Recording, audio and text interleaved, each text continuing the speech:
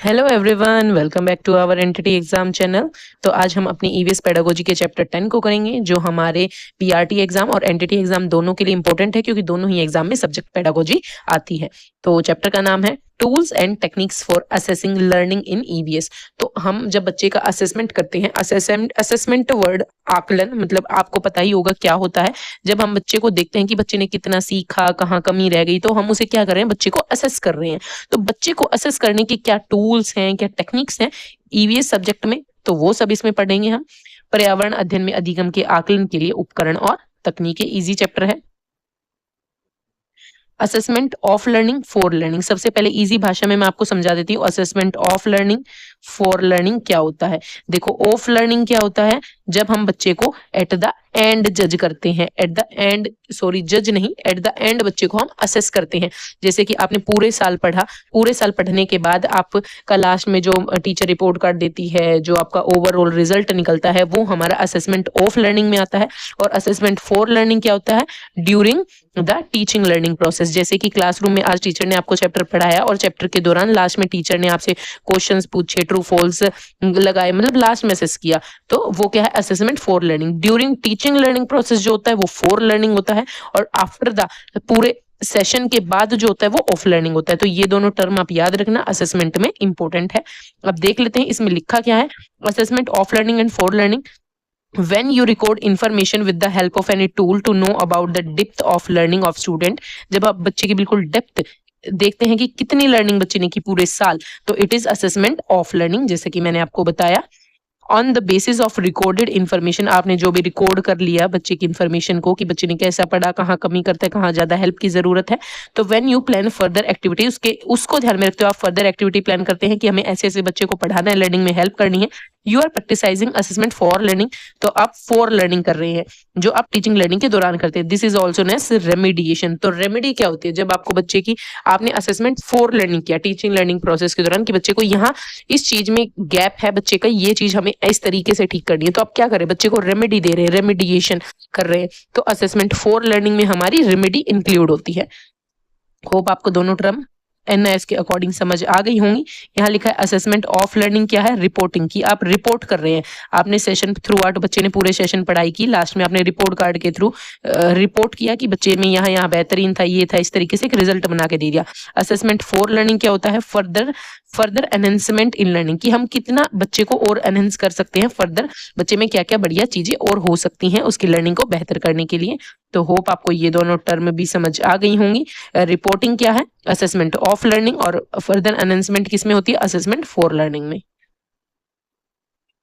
What is an assessment tool, assessment tool क्या है, इसे हिंदी मूल्य निर्धारण, मतलब कि एक उपकरण वह सामग्री होती है जो आपको अधिगम की चुनी हुई विधि द्वारा आपको आंकड़े एकत्रित करने के योग्य बनाती है। मतलब आपने असेसमेंट कैसे कर रहे हैं बच्चे का, आप टेस्ट पेपर पेंसिल टेस्ट के द्वारा कर रहे हैं, ऑब्जर्वेशन के द्वारा कर रहे हैं, तो ये सब क्या है, असेसमेंट टूल है बच्चे को असेस करने के। जैसे कि यहाँ पे दिखाया गया, ऑब्जर्वेशन शेड्यूल के द्वारा कर रहे हैं, चेकलिस्ट या रेटिंग स्किल या ऑडियो वीडियो रिकॉर्डिंग के द्वारा बच्चे को असेस कर रहे हैं। Developing and selecting assessment tool, हम कैसे डेवलप कर सकते हैं और किस तरीके से सेलेक्ट कर सकते हैं हम असेसमेंट टूल को। तो असेसमेंट टूल को सेलेक्ट करने का सबसे इंपॉर्टेंट तरीका क्या है, कि उसमें 4 फीचर्स होने चाहिए। क्या 4 फीचर्स होने चाहिए, वो वैलिड होना चाहिए, वो रिलायबल होना चाहिए, फ्लेक्सिबल होना चाहिए और फेयर होना चाहिए। वैलिड मतलब जिस ऑब्जेक्टिव को जज करने के लिए उस टेस्ट को बनाया गया है, उसी ऑब्जेक्टिव को वो असेस करे। रिलायबल हो, चाहे कितने भी टीचर चेक करें, किसी भी सिचुएशन में करें, रिजल्ट बच्चे का हर बार सेम आए। फ्लेक्सिबल हो और फेयर हो, किसी के साथ भेदभाव ना हो। तो ये 4 एक गुड असेसमेंट के टूल होते हैं। Assessment tool point two remember, क्या बातें याद रखनी चाहिए असेसमेंट टूल्स को ध्यान में मतलब चुनने के लिए। The tool should match the content of teaching learning, tool match करने चाहिए बच्चे की टीचिंग लर्निंग से, जिस कंटेंट का हम असेसमेंट करना चाहते हैं। टेस्ट शुड भी, जो मैंने ऊपर बताया, वैलिड होना चाहिए, रिलायबल होना चाहिए और बैलेंस्ड होना चाहिए। एक इससे पहली वीडियो में हमने वैलिड रिलायबल इन पॉइंट को अच्छे से पढ़ा था। होप आपको ये अच्छे से याद होंगी। टर्म है क्या, being with simpler concept, simple concept के बेस पर होना चाहिए असेसमेंट बच्चे का, ना कि गोल गोल घुमा के बच्चे को असेस किया जाए। Try out the timing, timing का ध्यान रखें। 1/2 टाइम पर item for true false test के लिए 1.5 मिनट होना चाहिए। ये इस तरीके से आपको बताया गया है कि सही गलत प्रेक्षणों के प्रत्येक पद के लिए लगभग आधा मिनट हो, बहुविकल्पी मतलब मल्टीपल चॉइस के प्रत्येक पद के लिए लगभग 1 मिनट हो, कुछ वाक्यों के लिए 2 मिनट हो, सीमित निबंध प्रश्न के लिए 10 या 15 मिनट हो, लगभग 30 मिनट एक व्यापक निबंध प्रश्न। मतलब बताया गया है कि कौन, अगर आप कौन सा मतलब टेस्ट ले रहे हैं बच्चे का, किस मतलब क्वेश्चंस के द्वारा बच्चे को असेस कर रहे हैं, तो कितना मिनट आप यूज कर सकते हैं।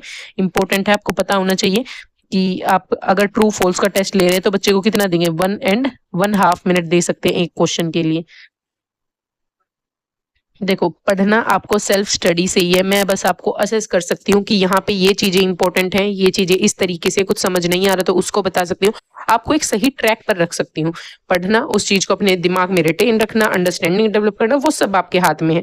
तो मेरी आपसे बस यही गुजारिश है कि आप सेल्फ स्टडी को बहुत इंपॉर्टेंस दें, क्योंकि सिलेक्शन उसी से होता है। Include both direct and indirect items, जब हम बच्चे को असेस कर रहे हैं तो डायरेक्ट मेथड्स का भी यूज करें टीचर, और इनडायरेक्ट मेथड्स का भी यूज करें। डायरेक्ट मेथड क्या हो जाएंगे, मैंने यहाँ लिखा है, डायरेक्ट मतलब ऑब्जेक्टिव टाइप हो सकते हैं, एसे, प्रेजेंटेशन और क्लासरूम असाइनमेंट्स हो सकते हैं, ये डायरेक्ट हमारे मेथड्स हैं असेसमेंट के। और इनडायरेक्ट में क्या हो सकता है, सर्वे कर सकते हैं प्रोजेक्ट्स के थ्रू और एक्सपेरिमेंट के थ्रू। तो ये सारी टर्म्स आपको अच्छे से याद होनी चाहिए, कौन सी इनडायरेक्ट मेथड में आती है, कौन सी डायरेक्ट मेथड में आती है। असेसमेंट टेक्निक्स, मूल्य निर्धारण तकनीकें क्या है, टूल क्या है, टूल हमारे इंस्ट्रूमेंट होते हैं, और टेक्निक क्या है, the process using that instrument. Technique है जब हम उस इंस्ट्रूमेंट को यूज कर रहे हैं उस प्रोसेस के थ्रू, तो वो टेक्निक है, और टूल क्या है, इंस्ट्रूमेंट है। देखो ये वर्ड एज इट इज याद होनी चाहिए कि टूल क्या है, इंस्ट्रूमेंट्स है हमारे, टेक्निक क्या है, process of using that instrument, उस इंस्ट्रूमेंट को यूज करने की जो प्रोसेस है उसे टेक्निक कहते हैं। A technique is the process procedure of using a tool, the tool or instrument, technique is the procedure of using instrument. क्योंकि एज इट इज हमारे एनआईएस में लिखे हुए हैं तो इनको हम कुछ चेंज नहीं कर सकते, थोड़ी बहुत अंडरस्टैंडिंग लगा के दिमाग में रिटेन रख सकते हैं। Combination of quality tool and well organise technique result in effective and meaningful assessment. Meaningful assessment कब होता है, जब हमारा क्वालिटी टूल यूज हो और वेल ऑर्गेनाइज टेक्निक हो। अब ओरल टेक्निक्स क्या है, मौखिक तरीके क्या है बच्चे को असेस करने के। These make they place in front of one person और वन पैनल और अ क्लास। ओरल टेक्निक के द्वारा हमारे सामने एक पर्सन हो सकता है, एक पैनल हो सकता है, पूरा एक क्लास हो सकती है, हम ओरल टेक्निक के द्वारा उसे असेस कर सकते हैं। इसमें ओरल टेक्निक में क्या क्या आएंगी, हमारा डिबेट आएगा, discussion, quiz, drama are used for this purpose. It can be supplementary testing for practical part of EVS.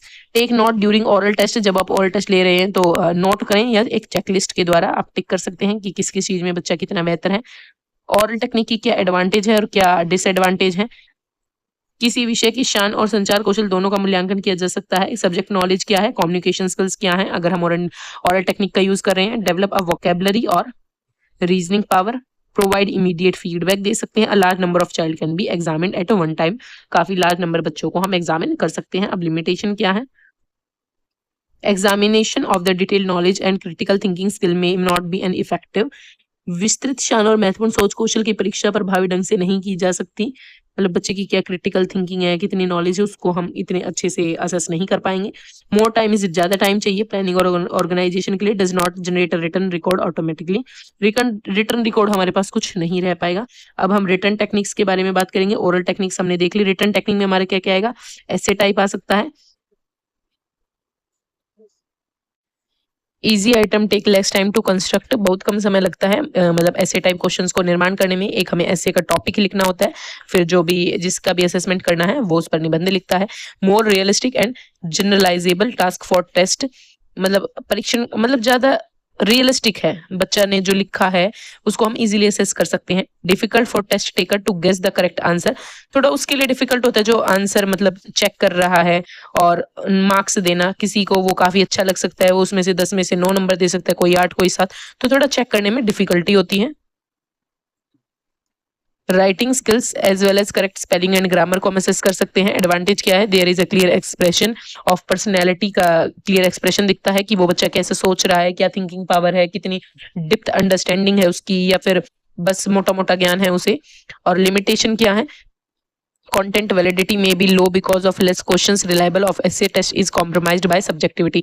मतलब सब्जेक्टिविटी क्या है कि पर्सन टू पर्सन उस टॉपिक के ऊपर अलग अलग बातें लिखी जा सकती हैं, और वैलिडिटी भी नहीं है कि उस ऑब्जेक्टिव जो ऑब्जेक्टिव के लिए हमने वो दिया उसको फुलफिल करे। क्या पता बच्चा कुछ और चीज सोचकर मतलब कुछ भी अपने अनुसार लिख सकता है, तो इसलिए ये ज्यादा वैलिड नहीं होता, सब्जेक्टिविटी ज्यादा होती है। देखो ये सब आई नो आपको पता है, आप कर पाओगे ठीक, बट एनआईएस में क्या लिखा है आपके माइंड में होना चाहिए। एक बार पढ़ लोगे तो उसमें कोई खामी नहीं होगी। मैं समझ सकती हूँ आपको पढ़ते हुए कैसी फीलिंग आ रही होगी। शॉर्ट आंसर टाइप पर जब एग्जाम में आंसर टिक करोगे ना तो बहुत अच्छा लगेगा, believe me. Short answer test, लघु उत्तर परीक्षण, 1 और 2 सेंटेंस और अ लॉन्ग पैराग्राफ हो सकते हैं शॉर्ट आंसर में। Short answer test are easier to write. ये सब किसके पार्ट हैं? हमारे रिटन टेक्निक्स के। ऑब्जेक्टिव टाइप टेस्ट क्या होते हैं? ऑब्जेक्टिव टाइप टेस्ट सबसे बेहतरीन होते हैं, इसलिए हमारे हर कॉम्पिटेटिव एग्जाम में ऑब्जेक्टिव टाइप टेस्ट होते हैं। एक क्वेश्चन होता है, उसके 4 ऑप्शन होते हैं, हमें वो टिक करने होते हैं, क्योंकि वो हाईली ऑब्जेक्टिव होते हैं, वैलिड होते हैं, रिलायबल होते हैं, इजी टू स्कोर होते हैं। तो सबसे बेहतरीन टेस्ट कौन सा माना जाता है? ऑब्जेक्टिव टाइप, जिसके चारों जो हमारे फीचर्स है असेसमेंट को करने के वो फुलफिल होते हैं। क्या? वैलिड, रिलायबल, ऑब्जेक्टिव होता है। There are prefer to quantitative assessment हो पाता है। अब ऑब्जेक्टिव टाइप क्वेश्चंस में भी मतलब टाइप्स होते हैं। रिकॉल टाइप आइटम्स होते हैं, जैसे what is the percentage of nitrogen in air, कितनी परसेंट होगी, तो वो आप लिखना है 21% समथिंग। तो ये रिकॉल टाइप है कि बच्चे को याद है 21% है या नहीं है। Name of any shrub growing in your school campus, recall type objective में भी क्वेश्चन है।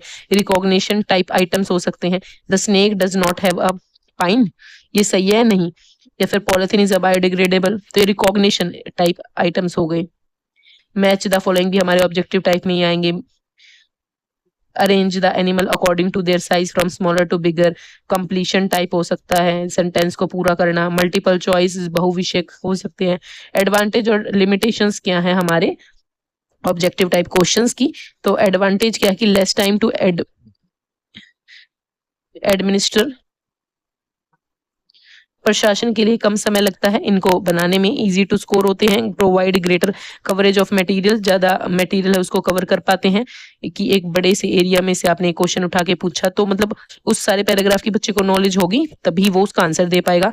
Allow wide range of difficulty, कठिनाई का स्तर भी हम निश्चित कर सकते हैं। लिमिटेशन क्या है? मोर टाइम टू कंस्ट्रक्ट, मतलब बनाने में टाइम लगता है उस चीज की क्वालिटी को सोचने के लिए। Does not test attitude, attitude test नहीं हो पाता। इवन इनकरेज गेसिंग, मतलब गेसिंग को बच्चे तुक्के लगाना प्रेफर करते हैं ऑब्जेक्टिव टाइप क्वेश्चन में। Correcting mock answers in EVS, variation of an essay test, पर्यावरण अध्ययन में नकली उत्तरों को ठीक करना, एक निबंध परीक्षण का रूपांतरण। देखते हैं ये क्या कह रहे हैं। एक्चुअल में मुझे भी नहीं समझ आया, मतलब क्या नकली उत्तरों को ठीक करना। देखते हैं। एक ऐसा परीक्षण तैयार करें जिसमें बच्चे को नकली उत्तरों को सही करना पड़े, बढ़ाना पड़े या खंडन करना पड़े। मतलब आप ईवीएस में इस तरीके का टेस्ट बना सकते हो जिसमें बच्चे को मतलब कोई भी उत्तर, मतलब कुछ भी लिखा हुआ है, एक मान लो एक क्वेश्चन दिया हुआ है या एक आंसर लिखा हुआ है, उसको बच्चे को ठीक करके उसको चेंज करके लिखना है। तो वो क्या हो सकता है? एक ईवीएस में बेहतर असेसमेंट का टूल हो सकता है। तो ऐसा टेस्ट प्रिपेयर करो जिसमें बच्चे को वो ठीक करना पड़े, एक्सटेंड करना पड़े उस आंसर को। ठीक है, तो एग्जाम में पूछा जा सकता है कि ईवीएस में क्या हम इस तरीके का टेस्ट बना सकते हैं जिसमें करेक्टिंग मॉक आंसर्स का बच्चे को हम दें। नकली निबंध उत्तरों में सामान्य भ्रम, सही लेखन, अधूरी प्रतिक्रिया, अर्थहीन अवधारणाएं होनी चाहिए। मतलब जिसमें मिसकंसेप्शन होने चाहिए कि बिल्ली का रास्ता काटने से सच में अपशगुन होता है, तो इसको काटकर बच्चा लॉजिकल आंसर लिखेगा। तो इस तरीके से बच्चे की हम सोच को काफी डेवलप कर सकते हैं। Develop the skill of comprehension interpretation, इसमें बच्चे को कॉम्प्रीहेंशन इंटरप्रेट कर पाएगा, वो जज कर पाएगा, एडिटिंग कर पाएगा, करेक्टिंग और एक्सप्रेशन, ये सारी क्वालिटीज बच्चे में डेवलप होंगी। तो हमें इस तरीके का एक बच्चे को टेस्ट देना चाहिए, correcting mock answers in EVS, variation of a essay test. तो देखो ये आपको वैसे पता चलता, मैं खुद ही कंफ्यूज हो गई थी ये है क्या। तो इसके थ्रू हम बच्चे की ईवीएस में बेहतर अंडरस्टैंडिंग डेवलप कर सकते हैं, उसकी interpretation, judgement, editing, correcting, expression, ये सारी क्वालिटीज बच्चे में आ पाएंगी। ऑब्जर्वेशन टेक्निक, और जब हम बच्चे को ऑब्जर्व करते हैं, देखते हैं, काम की आदतें और पर्यावरण के प्रति दृष्टिकोण, स्वतंत्र रूप से एक साथ ही साथ मिलकर काम करने की क्षमता, समस्या सुलझाने की क्षमता, कक्षा में विविधता के प्रति प्रतिक्रिया, विचारों और समझ का विकास डेवलप होता है बच्चे में। Tool use for recording information, इसका हम ऑब्जर्वेशन टेक्निक का यूज इन्फॉर्मेशन रिकॉर्ड करने के लिए करते हैं। ऑब्जर्वेशन शेड्यूल, रेटिंग स्केल और ऑडियो वीडियो रिकॉर्डिंग, इनका यूज ऑब्जर्वेशन टेक्निक में होता है। इन टूल्स का, किन टूल्स का ऑब्जर्वेशन टेक्निक में यूज होता है? ऑब्जर्वेशन शेड्यूल, रेटिंग स्केल और ऑडियो विजुअल रिकॉर्डिंग, याद रखेंगे।